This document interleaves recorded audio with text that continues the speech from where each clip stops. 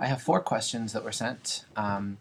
Number 1 is from Emma, age 11. Emma asks, what is the number 1 reason that guys are so cocky around chicks? Well, first of all, I think part of the answer is in the question, which is that you noticed the guys that were cocky. Plenty of guys are not cocky around chicks. I was not cocky around chicks at age 11 by any stretch.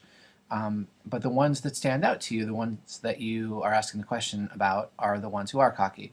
So I think that's, whether they notice it or not, a big part of it. You walk around with swagger and you get attention, and girls say negative things about you, positive things about you. They're talking about you, I guess. That probably, they might not notice that, but I think that is a lot of it. Another reason that guys can be cocky around chicks or around anybody is because they are uncomfortable. And I think that's an important thing to remember. Think of the times that you are at your most comfortable, when you're with your family, when you're with your very best friends. You're probably not acting cocky unless you're really a dick. You're generally not cocky around your friends and your family and people that you're comfortable with. But you are cocky around people that you feel you need to act a certain way around, and that's because you're not comfortable and you are insecure. So it's a very forgiving way to look at things. I don't know if these cocky boys deserve to be looked at with this forgiving eye. If Adobe pops up one more time, I am going to kill it. I'm sorry, hold on. I'm not updating anything today. But I think that's why guys can be cocky around anybody. Generally, when I'm at my least comfortable, that's when I kind of try to compensate by being very, not aggressive, but sort of, I don't know, when you fake it is when you fake it when you feel there's something you need to fake.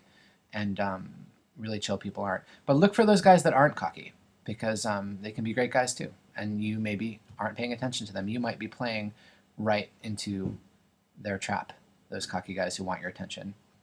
Next time, I hope you ask the next grown-up about the non-cocky guys and why there are so many of them. Number 2, thank you for the question. Number 2, anonymous. Does the amount of kisses on the end of a text show how much a guy likes you? I've been texting a boy I like for about 3 months, and he sends 5 to 7 kisses, even though I always send 4. Okay. Again, I think the question gives away a lot about your situation. If you've been texting for about 3 months and you still have no idea how either of you feels about the other, that is a sign that texting is not telling you very much information.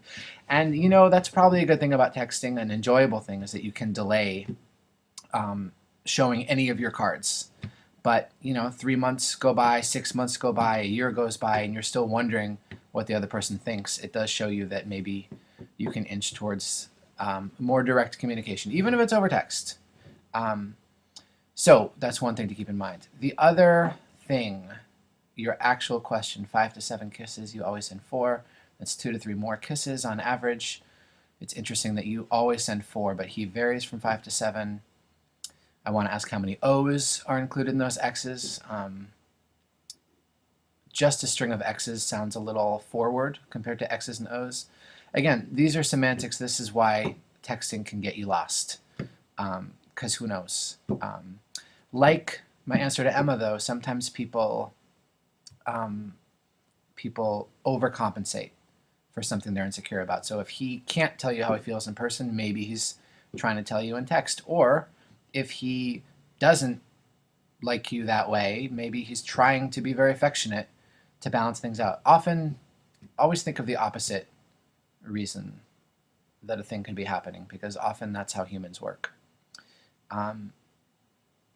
I don't think the amount of kisses shows anything in general. It will all depend on your specific situation. Good luck. I hope you figure it out. Number 3, this is from Elizabeth.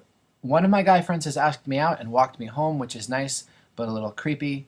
I don't like him that way, all caps. How do I tell him I don't want to go out with him without ruining our friendship? As a guy who's been told this and not been told this, maybe this isn't the best advice. See if you can not tell him, because it can hurt feelings unnecessarily. Sometimes you'll tell a guy, just so you know, I don't like you that way. And he knew that, or he wasn't asking that way, or he wasn't sure if he was going to ask. And you can hurt someone's feelings unnecessarily in the name of being upfront. So I'd say if he asks you out, keep saying no for this or that reason. Be honest, be vague. Don't lie. But being vague is okay. So is being honest. It really is about the individual situation. And maybe, maybe over time you will like him more. Maybe he'll become cooler. Maybe he won't. Maybe someone else will walk you home. It's okay. Be nice. Don't hurt his feelings. I feel for this guy already. I'm cringing for him. He's going to get some bad news, isn't he? Well, here's the other thing. Don't worry so much about the friendship. If you are honest and kind, your friendship will survive anything. You don't have to strategize your friendship so much. It may take a break for 3 months while he gets over some hurt, but if you're honest and kind, your friendship will survive. Number 4, how much do looks matter to guys? I feel like because I'm just average looking, no one is ever interested in getting to know me. From Elsie. That's a great question. How much do looks matter to guys? I think the answer is a lot, but I think that people define looks, or they get insecure about looks, in a very narrow way. Looks is not just the way that your eyes are set and the size of your nose and the shape of your mouth and your color of your hair. Looks is how you come across. It is your entire appearance. And that is very important to guys, and it's very important to girls, but you have a huge amount of control over how you appear. Your character traits can come out. You can show your style through your appearance. You can show your interests through your appearance. You can show what you do and don't believe in terms of being phony or being yourself or following trends or not following trends. You can say a lot with how you project yourself, and if you do that with confidence, you can generally be very attractive. Generally, no matter who you are. There are exceptions, people that have it more difficult than others, sure. But you remember that movie where Charlize Theron played a total, I think it was called Monster? She played a total monster. She won an Oscar for it. You can make yourself look like anything.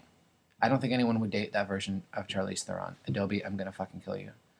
Hold on. You get my point, which is that you have a lot of control over it, and the kind of guy that is only interested in one particular type of look, if you're blonde and you wish you were a pixie brunette, or if you're a brunette and you wish you were a Maxim cover girl, whatever you think that someone else wants, that's not what you should be focused on. You should focus on what's your best self, how do you project yourself with the most confidence, and guys are stupid. Girls are stupid too. Everybody's stupid.